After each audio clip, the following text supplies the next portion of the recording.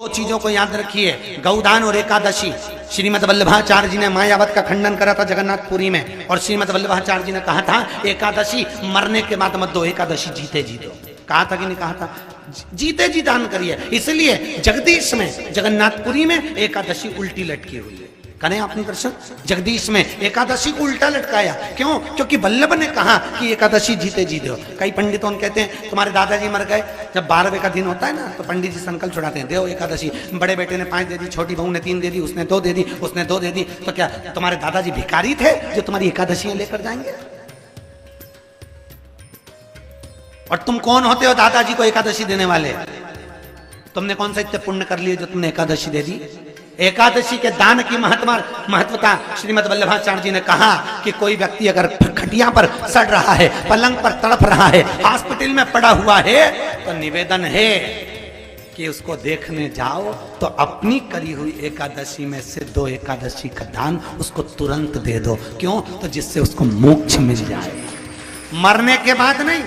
क्योंकि मरने के बाद तो वो 10वें के दिन, गरुड़ पुराण में लिखा है 10 दिन तक जीवात्मा घर की अटारी पे रहती है। कितने दिन? 10 दिन। 10 दिन के बाद जीवात्मा चली जाती है। कहां जाती है? उसको जहां जाना है। 3 दिन में उसको भोग भोगना पड़ता है जीवात्मा को। 3 दिन नरक का भोग भोगती है, उसके बाद स्वर्ग का भोग भोगती है। 18 दिन में ये प्रोसेस पूरी हो जाती है। कितने दिन? 18 दिन। 18 दिन के बाद में उस जीवात्मा को धान के खेत में पटका जाता है। किसके खेत में? धान के, चावल के खेत में। इसलिए कहते हैं एकादशी के दिन चावल मत खाओ। कहते कि नहीं कहते? और क्या कहते हैं? द्वादशी के दिन चावल खाना जरूरी है। एकादशी का पालना करना है तो द्वादशी को चावल का 1 गिलास खाओ, तब द्वादशी को चावल खाओगे तो एकादशी लगेगी।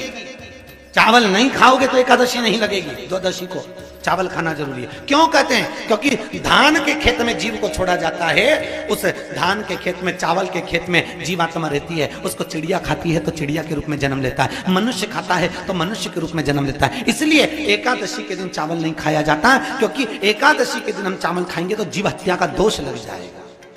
फिर कब खाना है? द्वादशी के दिन। द्वादशी के दिन क्यों खाया जाता है? क्योंकि हम एकादशी के व्रत करे रहते हैं, और पहला घासा जब चावल का खाते हैं तो अपनी करी हुई एकादशी का पुण्य, जितने जीव हमारे मुंह में जाते हैं उनको उसका पुण्य मिल जाता है, और उनका फिर जन्म नहीं होता, वो तर जाते हैं, उनको एकादशी का भाग मिल जाता है। इसलिए कहते हैं एकादशी को चावल मत खाओ, पर द्वादशी को। एकादशी के दिन जब आप जल शंकर को चढ़ाने तो रोज ही जाते हैं। जब एकादशी का दिन रहे और शंकर जी के मंदिर में आप जल समर्पित करें तो 3 बार मुख से स्वधा स्वधा स्वधा या स्वधा स्तोत्र का पाठ, जिसमें 12 श्लोक। 2-4 हैं, पैसा तो आ रहा है और घर में टिक नहीं रहा। डॉक्टर में, पुलिस में, एक्सीडेंट आदि में, कहीं गलत जगह पर, व्यसन में अगर पैसा जा रहा है, जुए में, मांसाहार, मदिरा पान, या कहीं आया पैसा आने में कमी नहीं, आ रहा है पर टिक नहीं रहा, रुक नहीं रहा।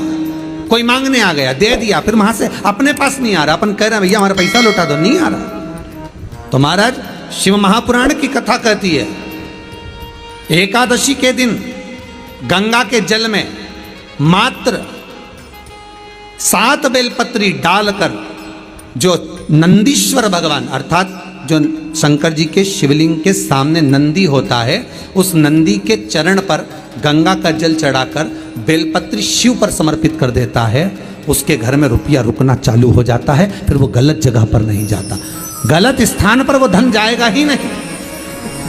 तूने समझा, मांग तुझे क्या चाहिए।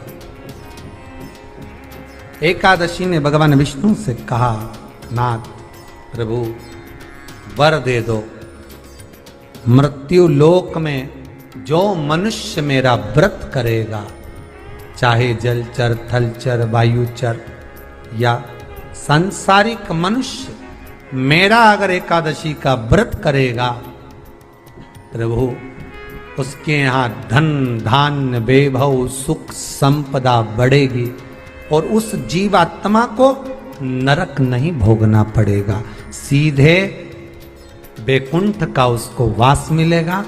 जब जीव आत्मा को लेकर चला जाएगा यम के दूत जब बंदी बनाकर ले जा रहे होंगे उस जीवात्मा को जिसके प्राण छूटे होंगे, यम के दूत जब बंदी बनाकर ले जा रहे होंगे, तब मुझे वर दो कि मैं इसका हाथ पकड़कर बेतन्नी से पार उतार कर सारे नरकों से निकालती हुई आपके धाम में लेकर आऊं। भगवान ने वर दे दिया, तथास्तु। हे एकादशी सुनो, मृत्यु लोक का मनुष्य अन्न का त्याग कर कर, क्योंकि अन्न में एकादशी के दिन पाप पुरुष रहता है, अन्न का त्याग कर कर एकादशी के दिन जो मनुष्य तुम्हारा व्रत धारण करेगा, उस व्रत को करेगा और उस व्रत को धारण करेगा, उसकी मनोकामना पूर्ण होकर वो मेरे ही धाम को जाएगा। ये तो हुआ एकादशी के जन्म की कथा। एकादशी के दिन गंगा के जल में मात्र 7 बेलपत्री डालकर जो नंदीश्वर भगवान अर्थात जो शंकर जी के शिवलिंग के सामने नंदी होता है, उस नंदी के चरण पर गंगा का जल चढ़ाकर बेलपत्री शिव पर समर्पित कर देता है, उसके घर में रुपया रुकना चालू हो जाता है। फिर वो गलत जगह पर नहीं जाता, गलत स्थान पर वो धन जाएगा ही नहीं। बेटा अगर व्यसन में पड़ा हुआ है, मदिरा पान में पड़ा हुआ है, मांसाहार में, जुए आदि में जा रहा है, तुम्हें लग रहा है कि मेरा बेटा गलत मार्ग पर जा रहा है, ये मित्र दोस्ती गलत हो रही है, वो सही जगह पर आ जाए। करना है एकादशी। कई लोग इसको धन के लिए भी करते हैं, संपदा के लिए। संपदा के लिए अर्थात जिसका व्यापार नहीं चलता, जिसके घर में पैसा नहीं आता, या नौकरी नहीं लग रही, या सर्विस नहीं लग रही, आप अप्लाई कर रहे हो, जगह जगह जाकर इंटरव्यू भी दे रहे हो और पैसा नहीं आता, तो उसके लिए भी प्रयास किया जाता है। पर उसके लिए यहाँ पर जो धन के लिए करते हैं, उसके लिए विष्णुपदी के लिए करते हैं। मतलब जैसे गंगा के जल में तुलसी के 11 पत्ते डाले जाते हैं और उसको किसी भी नारायण के मंदिर में, राम कृष्ण शिव शंकर नहीं, राम कृष्ण भगवान विष्णु दत्त आदि जितने नारायण के मंदिर हैं, उस मंदिर में किसी भी पात्र में, एक छोटे से पात्र में उसको भरकर रखी आते हैं महाराज। उससे भी जॉब सर्विस नौकरी में सफलता प्राप्त हो जाती है, परंतु वो भी एकादशी को ही होता है। कुछ देर तक पात्र को रखा जाता है, फिर वही पात्र का जल किसी भी वृक्ष के नीचे डाल दिया जाता है, उससे भी नौकरी के लिए फायदा मिलता है। गंगा का जल कोई साधारण नहीं।